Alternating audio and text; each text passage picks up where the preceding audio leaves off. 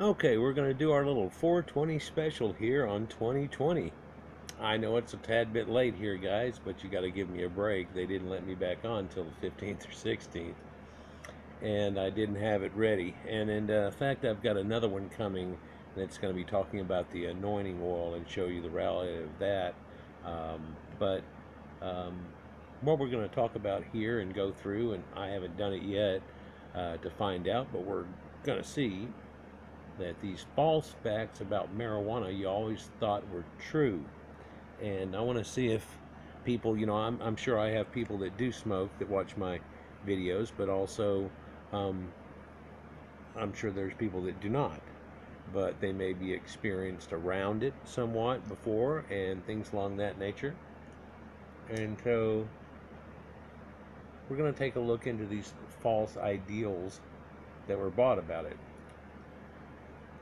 Does anybody remember the movie Reefer Madness? It's an old black and white movie, and it had people where they would smoke a joint and then all of a sudden act a fool, and it kept showing different ones, but it showed people jumping out of windows and stuff.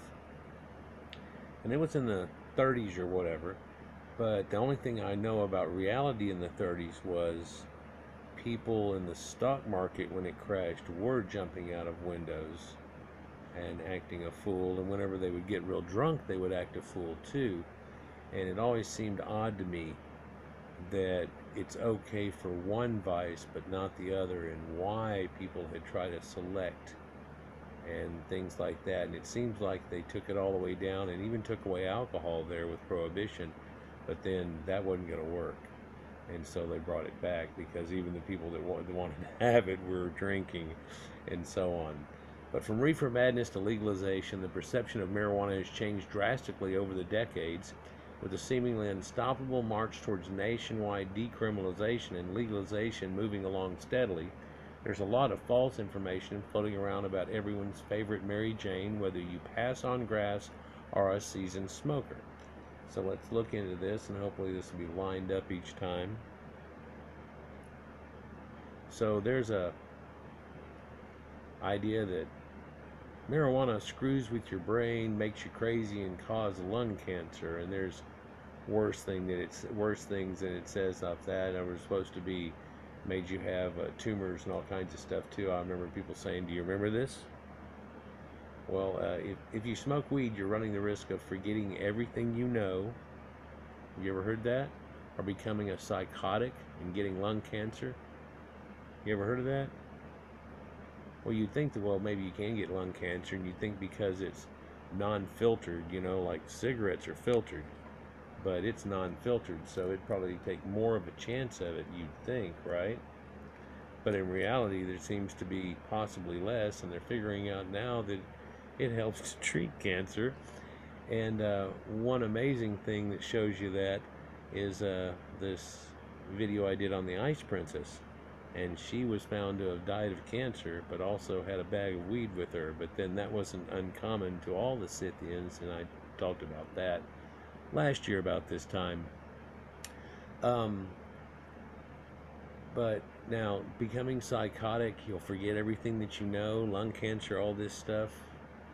You haven't heard of that? Well, that's at least what the Drug Enforcement Agency, the DEA, wanted you to believe before they were being forced to remove these and other false facts from their official website in February of 2017.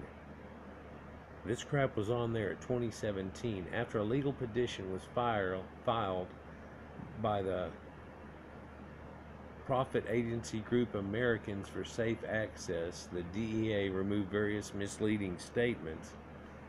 In addition to claiming marijuana causes irreversible cognitive decline in adults, is a gateway drug for other drugs, and is a primary contributor to psychosis and lung cancer. Primary. And so they had them take that off. And the now removed document in question also claimed, according to Detroit Metro Times, that the legalization of marijuana, no matter how it begins, will come at the expense of our children and our public safety. It will create dependency and treatment issues and open the door to use of other drugs, impaired health, delinquent behavior, and drug drivers. Additionally, the claim that marijuana causes tumors in various parts of the body was also removed. Think about that for a second. That sure was a lot of false facts in one document, huh? Either they need to be better fact checkers, or they, dare we say it, were lying to us. Shame on you, DEA, and you knew long before. You had done tests on it like crazy scientists, and you didn't want to release to the public what you really found, did you? So let's go on to the next one. What is this? Marijuana is a gateway drug, and it looks like this is one of these grow house type of things where they're growing a bunch of it. And the sticky idea that trying Mary Jane once is the first step down a long and dark path of drug abuse was perpetuated long before the days of DARE. And remember DARE, you know, and all the just say no and stuff. Counselors showing up to lecture your 5th grade class. Sure, it makes sense on a very basic level. Someone smokes weed, likes it, and decides they want to try harder drugs maybe. And yes, there's a definite correlation between smoking marijuana and using other drugs, but as Maya Stalovitz points out in Time magazine, correlation is not causation. For example, if a person who smokes marijuana is more than 104 times more likely to use cocaine than a person who never tries pot, is marijuana a gateway to cocaine? By that reasoning, Selvas posts, riding a bike must be a gateway to joining the Hells Angels. Or childhood lullabies must be a gateway to being Grateful Dead fan, because we don't have evidence of causation, but you're putting two together. It's almost a fallacy of logic situation, right? But people can understand mind-altering things, and people want to try something that's a little different or a little harder and stuff. It's why people drink. And they can see this totally. They understand that concept, but then they seem to falter on a lot of the others. And it's the way that you're brought up, and I understand that. I grew up in a hippie age, and there was a little bit of confusion here. But in Congress Commission report, the Institute of Medicine of the National Academy of Sciences concluded there is no conclusive evidence that the drug effects of marijuana are causally linked to the subsequent abuse of other illicit drugs. In other words, no. But yet they had it all over all these things, and I'm sure you've heard that one, right? Besides, we all know that spinning around in circles as a child until you're dizzy is the real gateway drug. You remember that? Spin around till you're dizzy? And or whenever your parents would give you something like Coca-Cola or sugar, and then you'd start acting a little silly, and they'd say you're all sugared up like you're high, basically, right? And you get a little funny, and then they tell you to calm down and stuff, and that's the gateway right there. Is it not? So, stone driving is as bad as drunk driving. Well, I wonder what you would think about that. I wish I could get answers to each one and what people said and everything and at the census, but so here's somebody that was caught with drugs, I guess, in the car.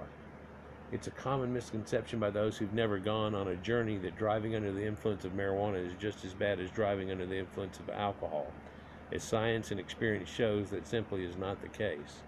Though smoking marijuana does impair psychomotor skills, the impairment is not as severe or long-lasting. According to a review of the scientific evidence by Normal, drivers who indulge in the devil's lettuce tend to be more self-aware of their impairment, and probably the cops, and therefore tend to drive more slowly, more cautiously, and it's not something that uninhibits you like alcohol does, so it's a totally different reaction. But that's all fine. Though they're often taken longer to respond properly to emergency situations, quick thinking has never been the stoner's strong suit. But if somebody's roaring drunk, they can't react. Studies indicate that high drivers focus their attention on situations that may require a response, resulting in slower and more careful, though not necessarily safer driving, while drunk drivers exhibit riskier behaviors in proportion to their level of intoxication, such as blowing through stop signs or speeding through town. There's a reason nearly 10,000 automotive deaths are caused by alcohol each year, but please don't misunderstand. Stone driving is dangerous and likely illegal, even if pot is legal, but at the same time, there's not a decent enough number to ever pull up on an average of automotive stone deaths. And if there is, it's something like some kid who hadn't smoked but a few times maybe got a hold of some whack and lost attention for a while and hit something or did something else, and they blame it on that because he stared off for a second. So what do y'all think about that? Do you think it's as much as alcohol or not? Because I tell you what I know for sure that I experience, but everybody might be different. I can drink a margarita or a beer and I'll have a touch of a buzz. And if I take a couple of hits off weed, it'll be about the same. And if I take a couple of more hits off that weed, it'll be a little stronger. But it won't get any stronger than that. And you can keep going and keep going and keep going. You might try a different kind or something and be able to get some little niche on that, but that's about it. So it's really just a waste to sit and just blow through all your smoke and stuff like that. It's just, you have to come down to be able to go high. If you keep getting high, you don't ever, anyhow. So, by the same contrast, if I had another margarita, I guarantee if I played myself in chess on weed versus on margaritas, that I would beat myself already on alcohol. On weed, would beat the alcohol guy. If I had another margarita, I would not be able to play worth a shit. And I'm only what I would consider still is not, I'm not drunk, like cops gonna get you thing, but I've got a buzz on. And it's already more impaired than I can ever get really on weed. I mean, I'm sure whenever I was a kid, there were times that I got a little, but you get drunk to where you're spinning and all this weird bullshit, and that usually doesn't happen on weed unless it hits you hard or wrong or you're somewhat allergic to it. I knew a good dude that if he smoked it would get allergic to it. When we were in just right out of college type, and we were bands and everything, there was this guy that hung around with a leather jacket, big old, everything, and we were trying to find some papers one time for this guy, and we asked him, and he had some. And then some other guy mentioned that he doesn't smoke, and I was like, what's the deal? And he goes, I'm allergic to it. And he goes, I'll do it sometime in front of you, but I don't feel like puking right now. And we talked about it for a second, and he's literally allergic to it. So fast forward about a year and a half, and he was at a party, and he goes, and he comes by me, and he bumps me while I was talking to this girl, and he goes, you might want to check this out. And I go, what? And he holds out a joint to him, and I was like, do what? And I was just started talking to the girl again, and then all of a sudden, about 5 seconds, it clicked in. I was like, oh no, he's not, because, that's not good. And there's a pool in the backyard here, and I don't want anything weird to happen or puke in the pool or something like that. So I went over there and I told him that, and he goes, it's not that bad, but check it out and everything. And he smoked with a group of us. And then all of a sudden he turned this yellowy green color that was like, oh man, have you ever seen a kid that really chewed tobacco and then they swallowed it? You ever seen that? Well, it's kind of like that. And then all of a sudden he got white, and he didn't look so good, and the corner of his eyes started going down a little bit, and then out of nowhere he looked a little flustered all over. And this wasn't in 10 seconds, this was in about 4 or 5 minutes right there. And then of course, if you're feeling like you might get sick and people keep talking at you and talking about it, it makes it happen and stuff. But we were like, wow, and he goes, yeah, and he showed his arms and stuff, and all of a sudden the inside of his arms are doing it and everything, and he all of a sudden goes, hold on a minute, and held up his hand, turned around, puked into the bushes, stopped, heaved into the bushes, turned around, wiped his mouth, and turned around and goes, okay, and started talking again. It was like, what the fuck?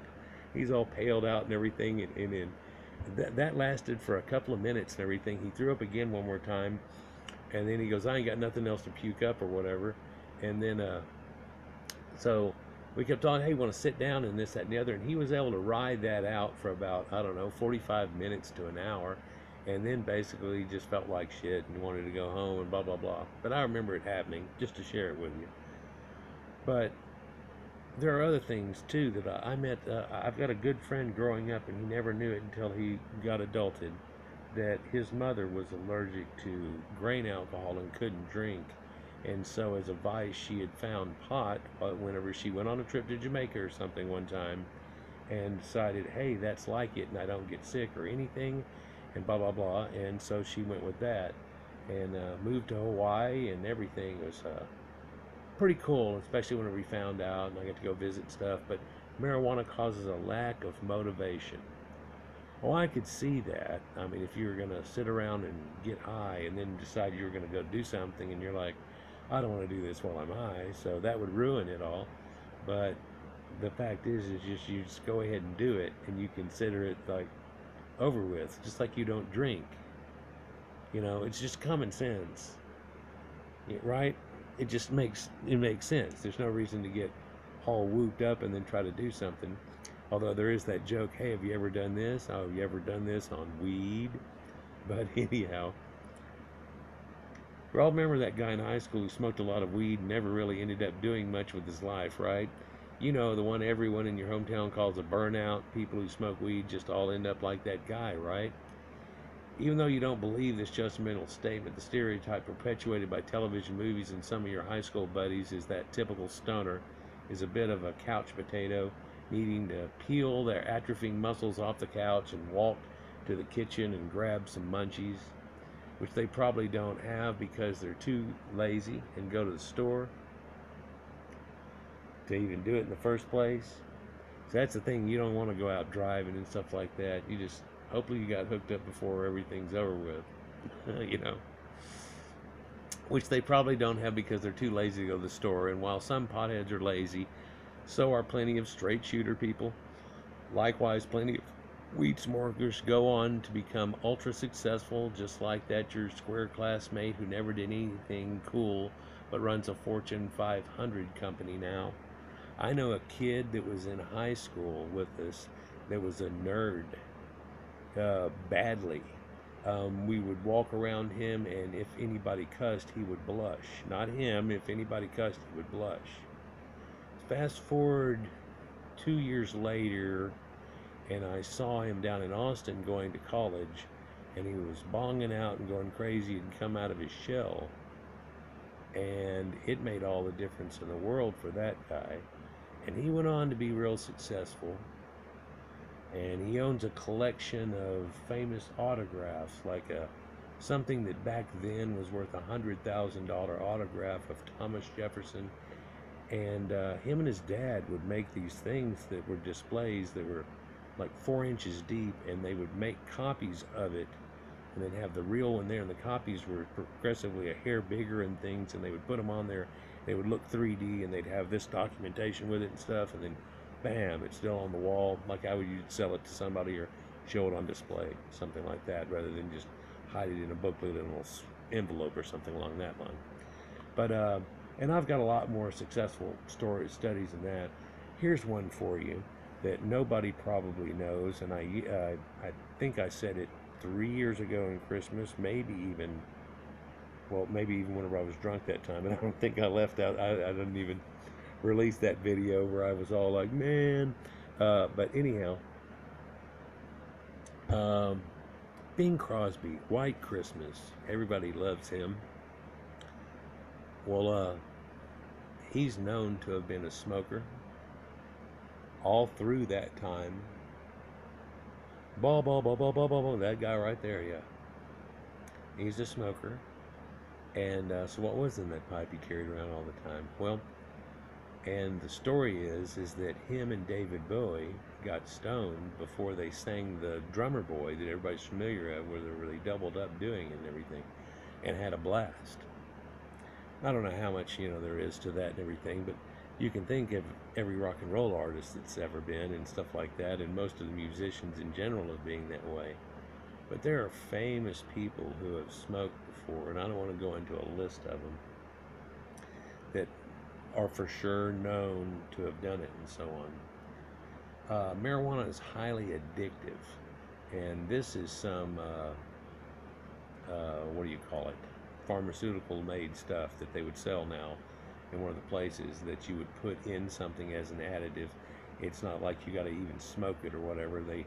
You can put it in cookies or this, that, and the other, and whenever you make it. But actually, they just go ahead and make cookies, and they put it the right amount in there, and so you can buy these cookies and suckers and weird crap, all kinds of edibles. That's what they call them. First of all, marijuana is addictive. Coffee is also addictive. Also, cigarettes, alcohol can certainly be addictive. What is not true, however, is that marijuana is highly addictive, like crack or amphetamines or prescription painkillers, even though this is what the Drug Enforcement Agency would like you to believe. And alcohol is on the threshold of highly addictive. According to Time, and people probably want to deviate that because there's so much that goes on, but according to Time, only 10% of the individuals who smoke marijuana become addicted to it if we define addiction by the Diagnostic and Statistical Manual of Mental Disorders model, which describes addiction as the complete compulsive use of a substance despite ongoing negative consequences, which may lead to tolerance or withdrawal symptoms when the substance is stopped. And I don't think you could get there, man. I mean, you could, but that'd be a sad place to be. I could see somebody on crack getting to that point, but not nothing like that. What do you think? But 10% is relatively low, especially when compared to the percentage of users dependent on tobacco or even heroin, cocaine, alcohol, all of which exhibit higher rates of addiction than marijuana. In addition to the comparatively low rates of addiction, the Institute of Medicine's report on marijuana medicine, accessing the science base, found that marijuana dependence appears to be less severe than dependence on other drugs. So you're not going to find someone shaking and puking in the bottom of the floor because they can't get their weed fix. Oh no, that's not true. You may want to get high or something, but it's not going to cause you to go through withdrawals or freaky stuff. And if that's what they're saying, I mean, a heavy marijuana user is like trying to kick the habit, might get a bit irritable, sure, but just tell them to go do some yoga and chill out. Yeah, well, you can use any alternative form off of it, but you wouldn't believe some bodybuilders that got high back in the day, famous ones too. Yeah, there are videos of them talking about it and stuff like that, and different people that are into sports, like way into sports. Yeah, like somebody lost their Olympic medal, and not because they were on steroids, but because they tested hot for pot. Marijuana is harmless. Well, I didn't think anybody ever said that. I mean, okay, so let's keep it real. If you're regularly ripping gravity bongs and smoking more blunts than Snoop Dogg, you're probably not doing your lung any favor. I mean, I agree. Everybody's, nobody's stupid. First and foremost, the act of putting any kind of smoke in one's lung is going to be unhealthy. The belief that heavily smoking marijuana isn't damaging your lungs to some degree is plain silly. But the tar effect, I think, is a lot less than the tar in cigarettes and stuff too. And that's even after you've got a cigarette that's filtered, because when they breed cigarettes, they're trying to breed them to make this tar. Whenever they breed weed, they're trying to make it have the dusty stuff that's on it that does the thing, and it's not really the tar. In fact, I don't think they want that. So it'd be something else, Although there's a CBD oils that you get out of it that have been shown to be extremely helpful in like knee joint pain and all kinds of things for people, and it's stripped out of all the all the good stuff, if you will, and it's just used as medicinal, and that's everywhere has accepted that totally off of it. And they are not saying it's some snake oil crap. They're going, yeah, there's some good benefits to this, vitamin A and all these things. Oh yeah, it's very, very good in these things. But I haven't really used any of it or anything. But tobacco is far more harmful to one's organs than weed. According to Robert Melme's article, cannabis and tobacco smoke are not equally carcinogenic. So basically he's saying that right here, cancers offered by tobacco are worse. Marijuana is presumably not as bad as tobacco, and still as bad as burning plant material is not a great idea. Cigarette generates large compounds that possess numerous biological activities. Maybe you should look into vaping, bro. So What if you vaped it? I wonder how much special it is. Of course, they found people putting formaldehyde in that vape stuff. Not very much of it, but then who wants to do a little bit of something bad? It's just.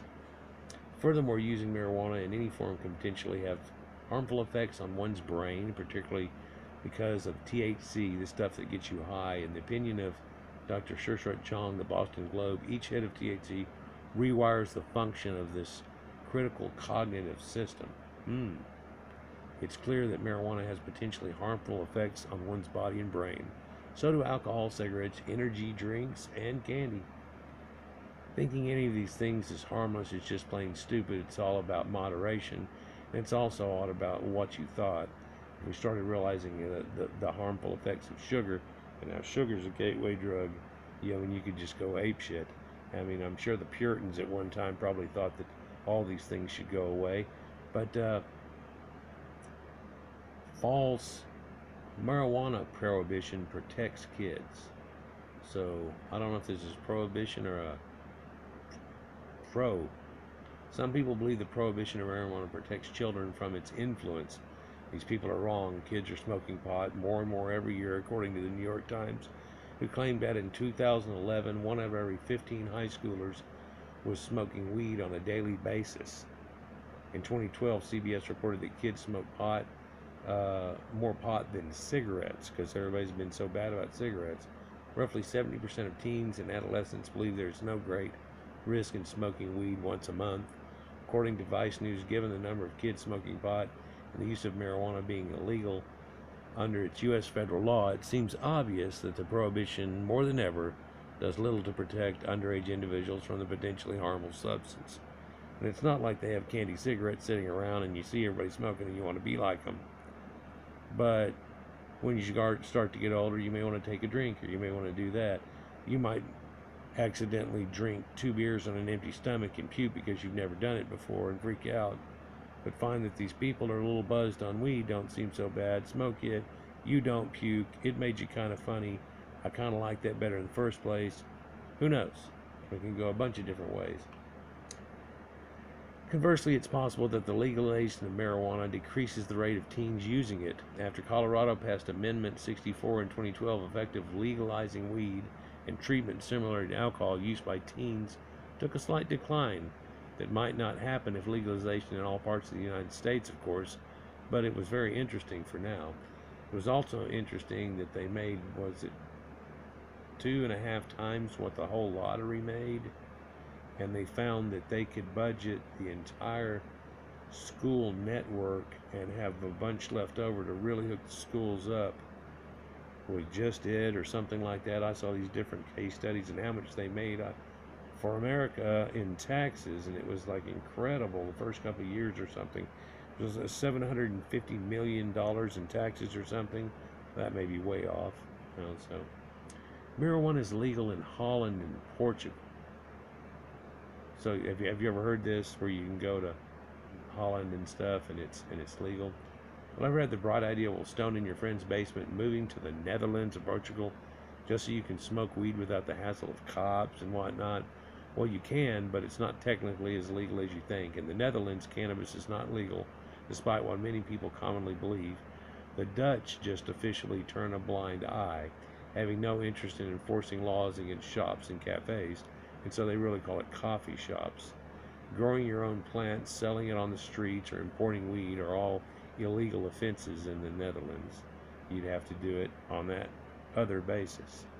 Portugal is another story altogether. Although some incorrectly think that all drugs are legal there, drugs in Portugal are not, in fact, legal. Rather, personal use is decriminalized, punished with fines instead of jail, so smoking pot isn't really going to land you in prison. Growing and selling weed, however, definitely will. But if they catch you with some weed, they might make you pour it out. I remember getting caught when we were going to a keg party one time, and everybody but one person in the car who had got the damn beer and other drinks and stuff was underage. So they were like, this don't look good at all. So they made us all get out. They found all the other stuff in the trunk full too, and they made us pour all of it out. They found our weed, and now they were really going to freak out. And we're like, oh no. and they took it over here to the side of the road and they dumped it out. And we're like, what the fuck? So anyhow, so when it was over with, y'all just got to drive off. So we had blown like $70 of other people's money, and then between us, it was like over $100 worth of alcohol to go to this alcohol party that we were having and add to it or whatever, and all that was gone. So we drove off and everything. We had the bright idea. We went up 2 exits, turned around, came back, figured out where we were from the wet spot, went over there, and dude had a flashlight, and we got back a large portion of that at least. There wasn't no getting back any of the other part. But so if you're planning on moving to Holland or Portugal to smoke weed and some freedom, just go ahead. Just know that it's not entirely free, and you have some extra cash saved up for that inedible fine. And I've known people that have gone there, and as long as you're not stupid, you know, you don't want to go and run around. You know, you're gonna be an idiot. So they'll go to coffee shops and they'll smoke out, hang around there, maybe drink a coffee or two, and then go out, do something, whatever, and then go home, crash, whatever. But they're not doing that and then trying to be a brain surgeon. What really happens to your body when you smoke marijuana? Wow. As marijuana legalization continues to slow but inevitably success at the state level, now seems as good a time as any to arm oneself with knowledge of exactly how the plant affects the body. There's actually a lot of science behind the drug, and we're learning more and more seemingly each day. Here's how weed works and what it does to your body and brain whenever it does something. So it's got these cannabinoids in it, endocannabinoids, and those lock on your neurosensors and make you feel a little bit different. It's not anything weird. Alcohol does this too, and all kinds of stuff. It's just different ways. First step in understanding marijuana's effect is learning just enough about endocannabinoids to sound smart when explaining it to your family. That smoking the bowl before Thanksgiving dinner was actually good for you and not merely a way to medicate yourself until you're numb before their inevitable judgment. Of course, both things can be true, but back to the science of stuff. Yeah, have you ever ate Thanksgiving dinner? Man, isn't that good? And have you ever ate Thanksgiving dinner on weed? Endocannabinoids are chemical messengers that tell your body to get various processes moving and when to stop. They're instrumental in maintaining homeostasis and play a role in a bunch of vital functions in the body, such as sleep, hunger, immune function, mood, memory, and more. They've been found in mammals, reptiles, plants, and other species such as cannabinoids, and thus named after first being discovered in the cannabis plant, already exist in us. It's perfectly reasonable to spark up a fatty on occasion. Well, one thing is it mimics exactly our fatigue poison that we have. So if you're real tired and you smoke it, you'll probably get high for a minute and then get tired, and that's when people want to pass out. But if you're not sleepy and you smoke it, no, I'm going to a concert and we smoke it, you're not going to just fall asleep in the concert, you know. So it's like that. It's actually a bad idea to smoke it. Before we get ahead of ourselves, maybe smoking shouldn't be your primary form of ingesting marijuana. According to American Lung Association, any form of smoke can be harmful to lungs, regardless of the source, while recent studies show that actual casual pot smoking has not damaged users' lungs. Longer-term smoking does show a very slight decline in lung function. That's still more damage than any life-giving lungs should suffer, so thankfully there are other ways to partake of the sweet leaf. And one way of rising popularity is edibles, and that's where I was talking about where they're making it into cookies or a sucker or something. But the trick to that is they come in these little popped up like chocolate pieces and stuff, and you don't eat the whole chocolate bar, people. You know you don't. You just take and pop off one, and if you're experienced, you'll have two. That's it. You don't just start. I mean, that's Joe Rogan shit right there. And it might get you, where it's weird is, in reality, it might get you just a hair more than 2 to do 8, but it ain't going to help the situation at all. It's kind of like aspirin. You can take 2 aspirin and it'll get rid of your headache. Well, what if I took 30? Well, it might kill you. Well, pot won't kill you. There's another thing that came out in the 80s where some doctor turned around and said that it was impossible to kill yourself with weed. And somebody asked him what they were talking about, and this was played on the radio station one time. But this doctor, he said, listen, you can drink enough alcohol and you will die. It's happened to a lot of people. Some of the famous, it's happened to people. You can take enough aspirin and it'll shut your shit down. You can actually drink enough water too fast or milk, and it will actually try to, do things your body will kill you. But you can't really smoke enough weed. If you keep smoking weed when you're high, it'll all of a sudden give you this fatigue poison thing, and then you're not really high anymore. You're just like ragged out, tired, like you've been out in the sun all day and squinty and just don't feel like it. So, but they've got these cannabis meals and things like that. The science behind the munchies. So why does it make you want to eat, I guess? Speaking of eating on weed, one side effect is that nearly everyone who smoked weed has an experience at least once, is the burning desire to suddenly become a MacGyver of cuisine. You might be put weird things together too whenever you did this. I remember when I was young and doing it, the thing all of a sudden became to make cereal. And me and my brother started to make cereal, and for some reason we put cinnamon and some honey and some other stuff on the cereal.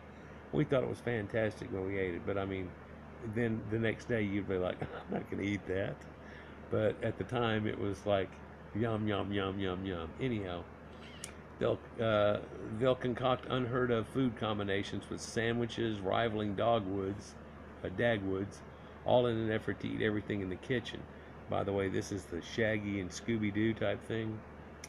You might know this phenomenon as the munchies, but why the munchies? Why does Snoop Dogg, despite weighing about as much as a beach ball, probably scarf down more noms than Garfield? If it always gives you the munchies, then you think that everybody that smokes weed would be fat, and then you look at somebody like that. So what's up with that? Well, believe it or not, science has the answer, because science is kind of the coolest. Science found evidence that THC, the psychoactive ingredient in cannabis, heightens the sense of smell, and the scent of food triggers a specific cannabinoid receptor.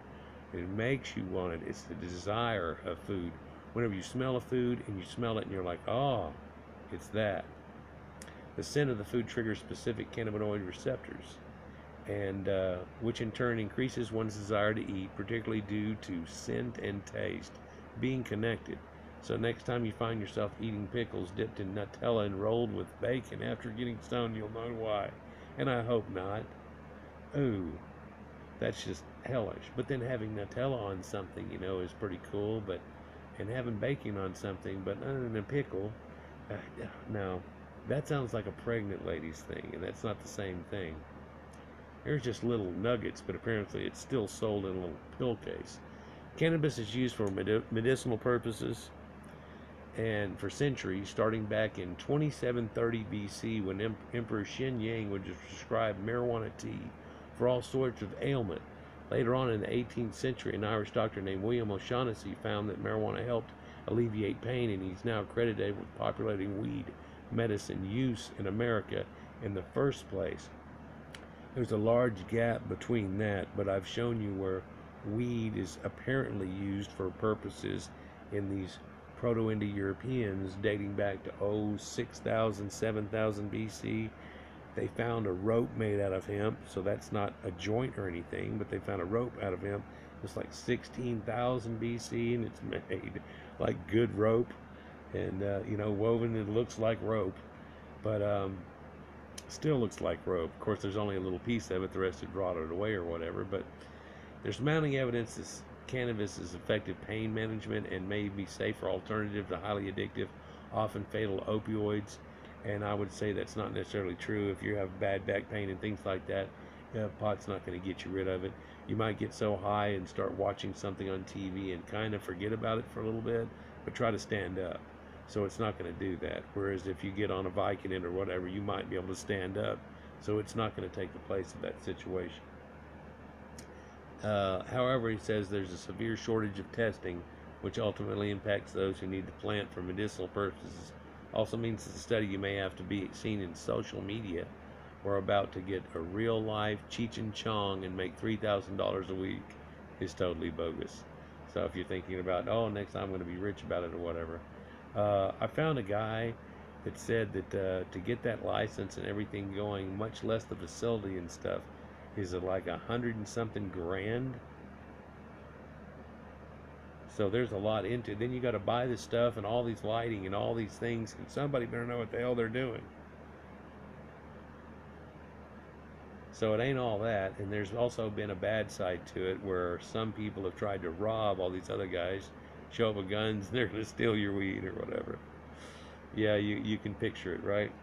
Regardless of there's still studies out there, like one in University of California, San Francisco, UCF found that adding marijuana to an opiate-only treatment for those living with chronic pain is not only effective, but could also allow doctors to reduce the amount of opioids.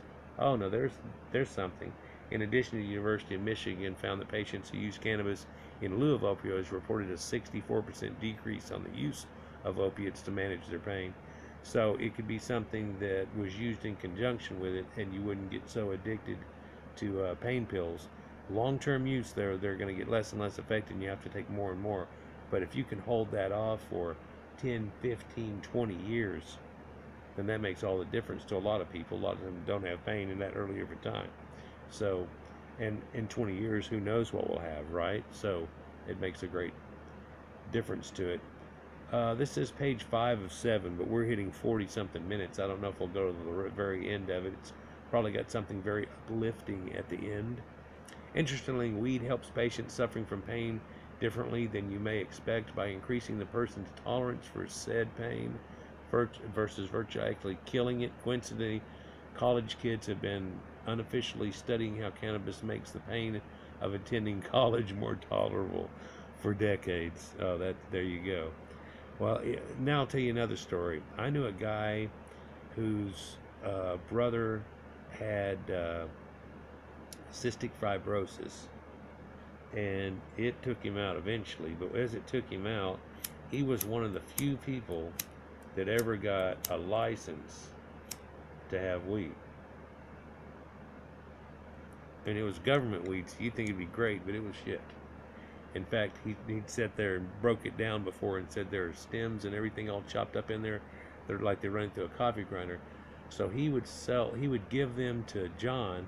John would sell them for like $2 a joint to people, come back, give them the money, and tell them to go buy some good weed with it. So that's the difference of what goes on with what the government would do. You know, they'd say, oh, that's good. Three is good. People don't know, I like 7 or 8.